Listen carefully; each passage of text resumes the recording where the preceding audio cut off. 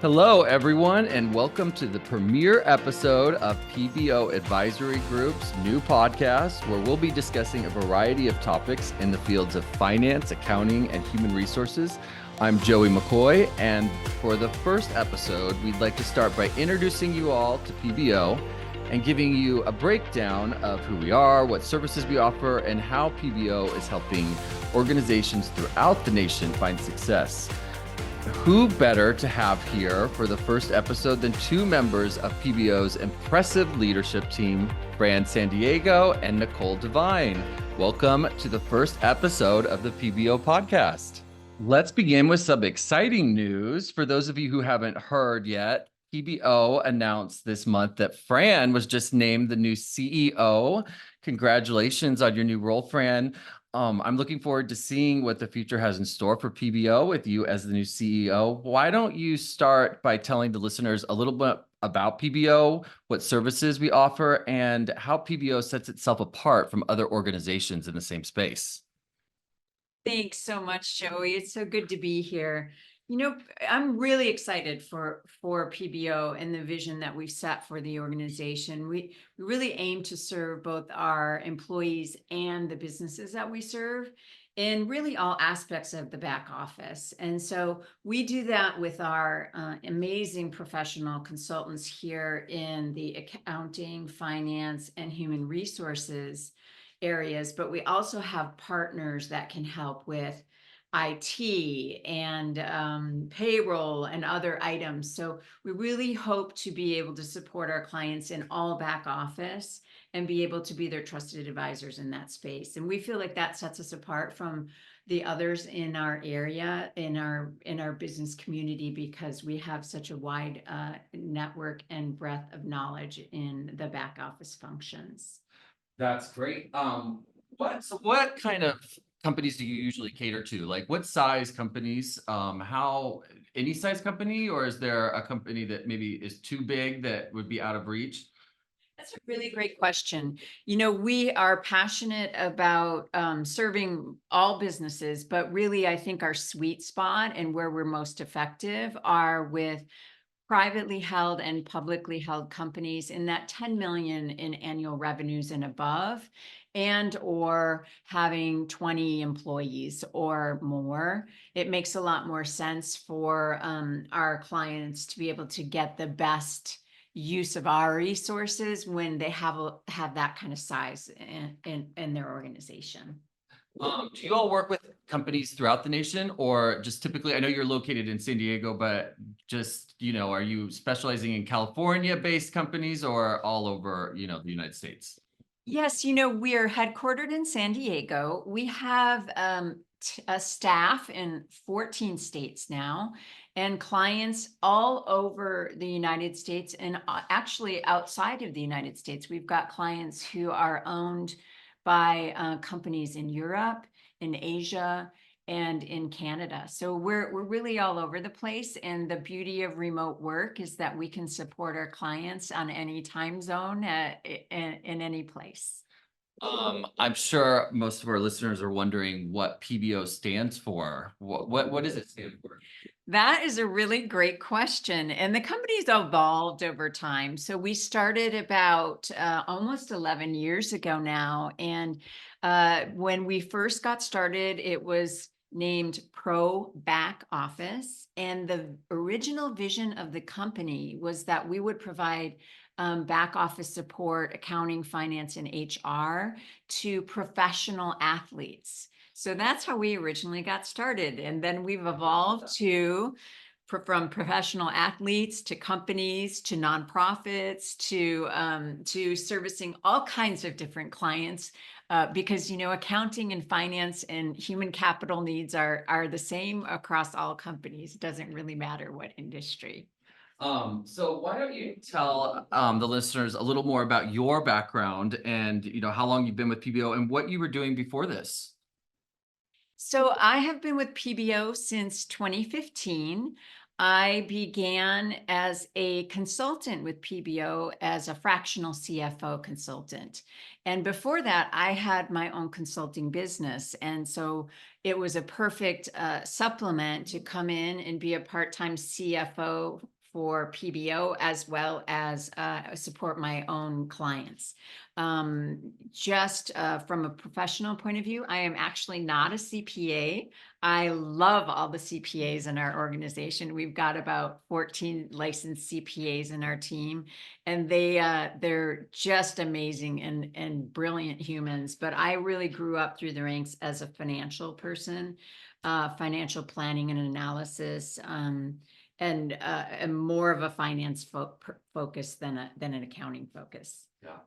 And then before we move over to Nicole, I just wanted to ask if are there any trends you're seeing right now in accounting and finance, and what do you expect in the coming year as far as the needs that some businesses are gonna, need as far as accounting and finance go? So there are a few common themes that we're seeing. Of course, the price of capital has increased. Interest rates are going higher. And so what we're seeing in the business community is that people are a little bit more conservative because money is more expensive and access to capital is harder to get. So cash flow is important. Cash flow planning is important. What we're also seeing is access to talent is loosening up in a variety of areas, in technology, in the human resource, talent pool, and also in accounting and finance, although less so than those other areas. It's still a tight market to find really talented finance and accounting people. Yeah. Finding top talent is always can be challenging. So I did want to bring in Nicole to talk a little bit more about the HR space that, the HR function that PBO offers. So welcome to the podcast, Nicole. Why don't you tell us a little bit about what you do with PBO and a little bit about the HR? Sure. Thanks for having me. Let's hear from my people out there in the world. So with PBO Advisory, we actually are a solid complement to the accounting and the finance side of the house. And so we offer 3 pillars of service. And from a business model perspective, we have outsourced division and then a human consulting, basically, really the human condition consulting, what it should be called, human capital consulting. And so from a pillars perspective, we offer sort of the transactional, tactical HR function, HR administration that most small to mid-sized companies typically know HR to perform. We also have a pillar that focuses on the talent management piece, right? So that attraction and retention, development, all of that really fun stuff. And then the business integration component, right? More the strategic advisor, sort of talent, forward thinking. And we partner well with CFOs and C-suite on that side of the house to really sort of think through sort of environmental scan. How do we strategically position the workforce in order to pace the growth of the company? So that's what we do on our side. Awesome. So what kind of industries are your clients typically in? Like what clients do you specialize in? Yeah, so the good thing about people is we're everywhere.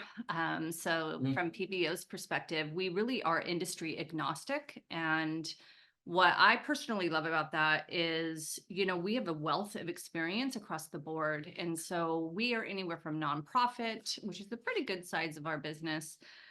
We do a lot with private schools, consulting firms. We love the life science space. We do a lot with manufacturing, technology.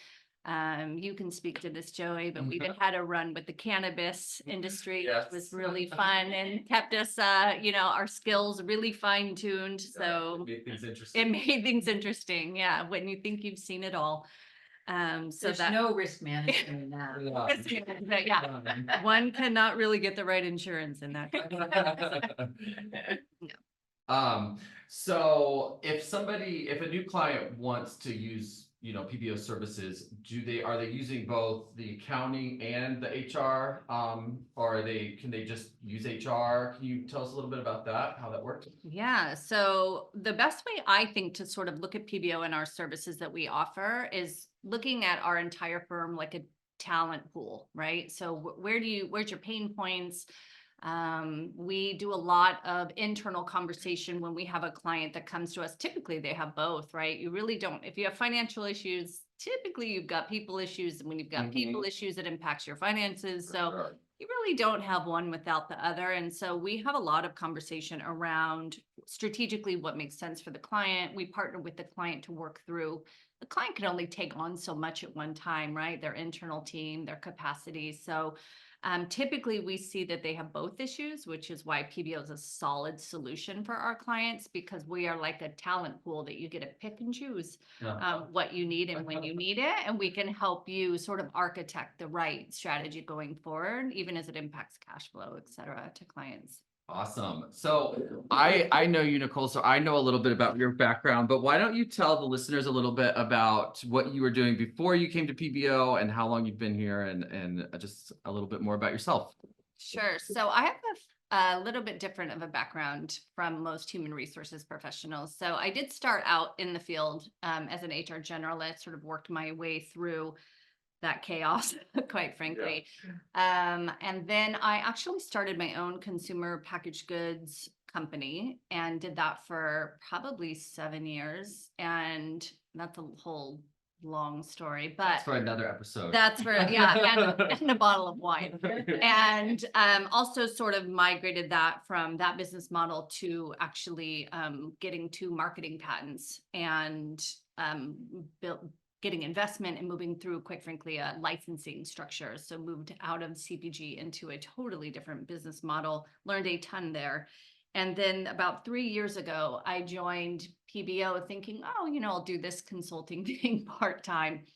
And here I am running the outsource division and the chief people officer and the human capital side of the house, as my husband told me that I would be doing. And I did not believe him at the time, but here I am. So it's been a pleasure. That's really interesting. I didn't even know you started out part-time. Well, you are perfectly fit for this role. So things work out the way they're supposed to, I guess. What's your vision for, PBO's HR function in the future? Where do you see it evolving?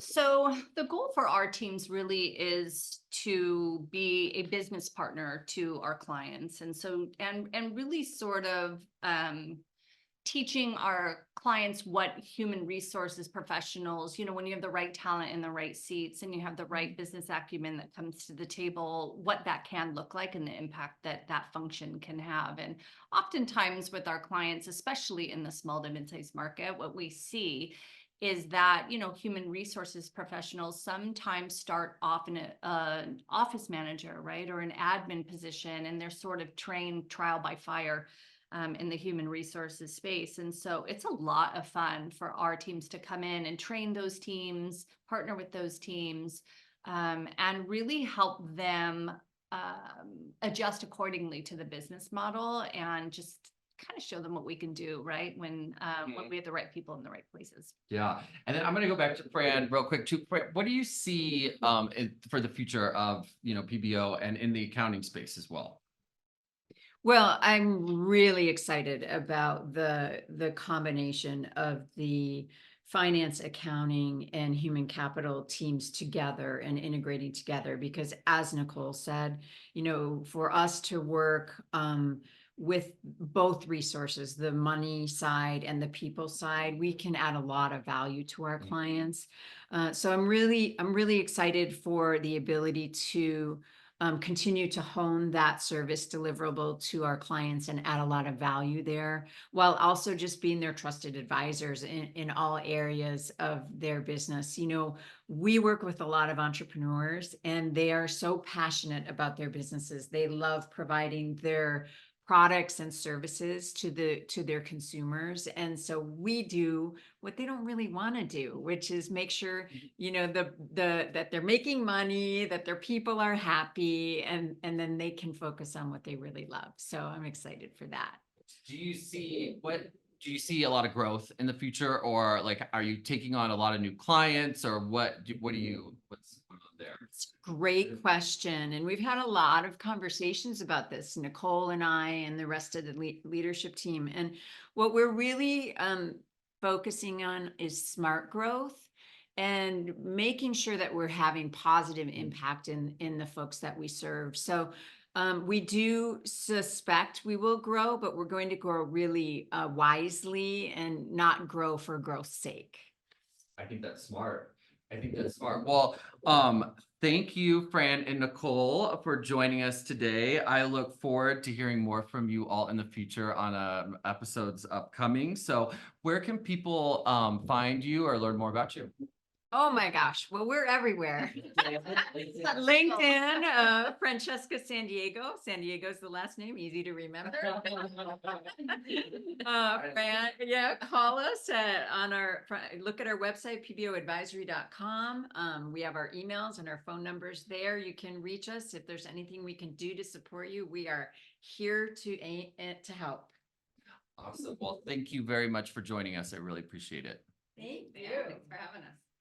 And now for our tip of the week, the importance of a company's mission and values. As we're introducing ourselves to many of you all today, it got me thinking, and I know it sounds simple, but there really is an enormous benefit in being able to effectively communicate what an organization does, why it exists, and how it's unique. And one of the best ways to define that is with a clear and concise mission statement. Now, we've all seen those mission statements that are super corny or don't really make sense. But if you take some time to think about it, a well thought out mission can lay a foundation for your company's values, and it can help employees find a greater sense of purpose and meaning to their work. At PBO, our mission statement is, we are trusted advisors that drive client success. And our values are integrity, respect, excellence, collaboration, and harmony. So if your company hasn't defined its mission and values yet, then I suggest making that a goal for 2024, because I guarantee it will help drive success. I would like to thank Fran and Nicole for joining us today, and we hope you'll join us for future episodes. We have some great stuff planned. We've got some of the top experts in the business lined up to give us their take on current trends and challenges facing many accounting and HR departments today. We've got plans to review different HR technology systems, learn more about succession planning, and have conversations about things like, when does it make sense to outsource and when doesn't it make sense? So please click subscribe, leave a review, and follow us on social media. We're on LinkedIn, and you can follow us on Facebook and Instagram at PBO Advisory Group. For more information on the services PBO offers in accounting and HR, visit our website at pboadvisory.com, and make sure to check back next week for an all-new episode. Until then, have a great week, and thanks for listening.